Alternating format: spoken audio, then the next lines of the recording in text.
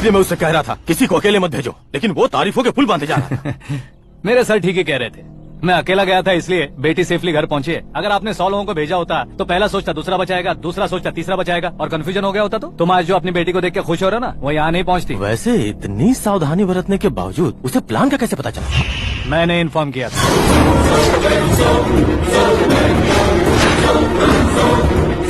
तुमने ही फंसाया, फिर तुमने ही बचाया।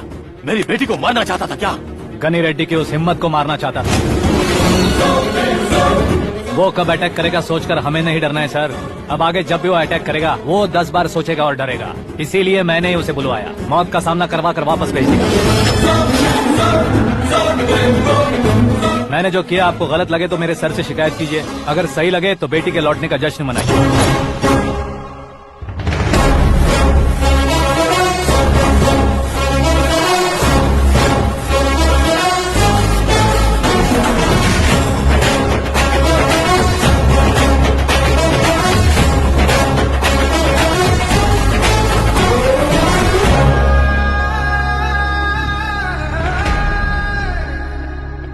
एक्सक्यूज मी सर, सीएम साहब बात करना चाहते हैं।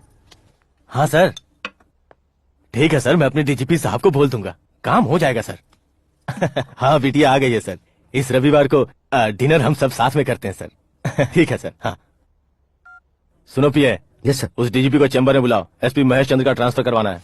क्या बिटिया, इतने सालों बाद घर आकर तुम सॉस बटर ब्रेड खा रही हो? पूरी और पराठे नहीं खा सकती क्या तुम? ये इसे क्रैश डाइट कहती है। मेरा तो क्रैश डाइट है, लेकिन चाचू कंप्लीट डाइट पर क्यों है? डाइटिंग नहीं है बेटी, फाइटिंग है। इतने सालों बाद तुम घर आई हो, अब भी भैया मुझसे बात नहीं करेंगे तो मैं कुछ भी नहीं खाऊंगा। वो इस जन्म में नहीं होगा। क्या डैड, आप बच्चों की तरह कर रहे हैं? आपकी अभी चाचू से बातचीत बंद है? उसे वो पागलपन छोड़ने को मैं बात करता हूँ। पागलपन नहीं है भैया, पैशन है, पसंद है, जान है। मुझे काटोगे तो खून नहीं बहेगा, कला बहेगी। बॉलीवुड में कल का उभरता बहुत बड़ा हीरो हूँ मैं भैया। देखा ना बेटी हमारी यहाँ क्या हालत है। एग्जैक्टली भैया, कल को ऑडियंस भी इसी तरह से झटका खाएंगे, स्क्रीन फाड़ देंगे मेरी एक्टिंग देखकर। हाँ जेठ जी, आपके सामने थोड़ा शर्माते जरूर हैं, लेकिन ये एक हीरो से कम नहीं है।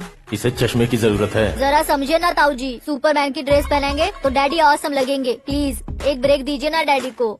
देख लो बिटिया, एमएलए बनो कहता हूँ तो हीरो बनूंगा कहकर पूरी फैमिली को बिगाड़ रखा। मैं फैमिली को बिगाड़ने के लिए नहीं भैया, एक मुकाम पर पहुंचाने के लिए पैदा हुआ हूँ। मेरे हीरो बनने के बाद आपको ही फायदा है। आजकल इलेक्शन में हीरो को पार्टी की पब्लिसिटी में बुलाओ तो कितने वोट मिलते हैं। अरे सुपरस्टार बनने के बाद मैं आपके साथ ही खड़ा रहूंगा। एक बात कही जाती है, हर पॉलिटिशियन के साथ एक फिल्म स्टार होना चाहिए, मेरी तरह। बता दो इसे, अगर ये आदमी एक और शब्द बोला तो इसे गाँव भेज दूंगा। वहाँ क्या करूंगा? वहाँ जाकर खेती बाड़ी करूंगा क्या?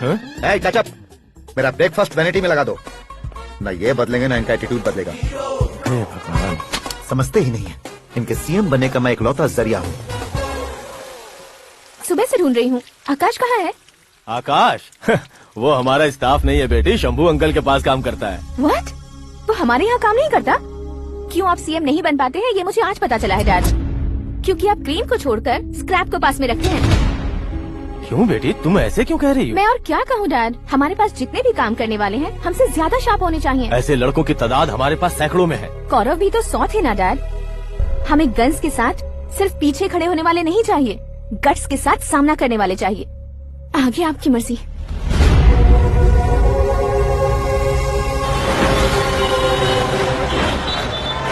हाँ भाई, आजकल मेरा धंधा एकदम बढ़िया चल रहा है और उसकी वजह मैं नहीं हूँ, अपना आकाश है। अब सिर्फ हैंड नहीं है मेरा, वो ब्रांड है। हेलो। हाँ बेटा। हाँ कौन बेटा? मैं बेटा, होम मिनिस्टर नागराज। हाँ सर गुड मॉर्निंग। तुम कहाँ हो? सर को असेंबली लेकर जा रहा हूँ। ओह अच्छा, तो फिर मैं बाद में फोन करता हूँ। अरे कोई बात नहीं, वो फोन पर है, आप बोलिए। कुछ नहीं बेटा, तुम मेरे पास काम करोगे? क्या सर, आप जोक अच्छा कर लेते हैं। जोक नहीं है बेटा, सीरियसली पूछ रहा हूँ। सच में सर? तुम मेरे पास काम करोगे क्या? जल्दी बोलो। वो क्या है ना कि मुझे यहाँ पर सर महीने के 2 लाख देते हैं सर। मैं उसका डबल दूंगा। कब ज्वाइन करना है बताइए सर। तुम अभी आ सकते हो क्या? On the way sir.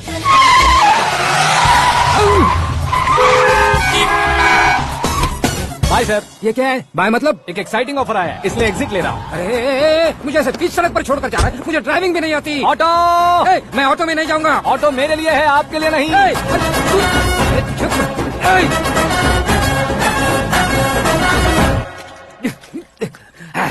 उसकी तो बीच सड़क पर छोड़कर चला गया। प्रमोशन जो मिला है उसे? प्रमोशन मिला तो क्या, मेरे इमोशन की उसे कोई कदर नहीं है। मेरा नमक खाया उसने। उसमें नीति न्याय धर्म उसूल नाम की कोई चीज है कि नहीं? आपके मुंह से ये बातें सुनकर मुझे हंसी आ रही है। ओए!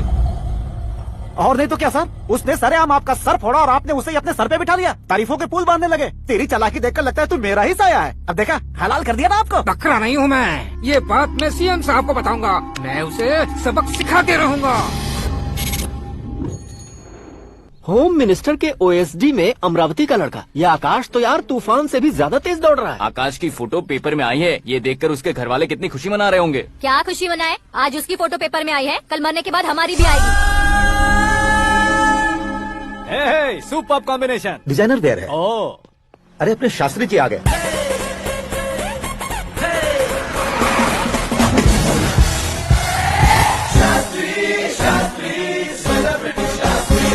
कौन है ये नैनो वाला? सेलिब्रिटी शास्त्री हैं, बहुत फेमस हैं। ओह। सीएम और हमारे फैमिली डॉक्टर की तरफ फैमिली पंडित जी हैं। पंडित जी? हाँ, मुझे तो चाइनीज चोर जैसा लग रहा है। चाइनीज बहुत खाते ना। नमस्ते पंडित जी। हाँ नमस्कार, शीघ्र में सुपरस्टार प्राप्ति अस्तु। बस 10 सालों से आप आशीर्वाद ही दे रहे हैं पंडित जी, लेकिन आज तक आपका आशीर्वाद नहीं फला। समय नजदीक आ गया है, टचअप करके रेडी रहो ब्रेक के लिए। ये कौन है? आया हूँ तब से मेरी परिक्रमा किए जा रही है। न्यू एडमिशन है Pandit ji. Akash. I am Arjun with lots of गुण। साइलेंट फिल्म है। मुझ पर शक करता है ये, इसे तो पक्का सजा मिलेगी। साइलेंटली क्या बोला? आशीर्वाद दिया था सर कि आप एक्शन हीरो बनेंगे। हाँ, दो आशीर्वाद दो।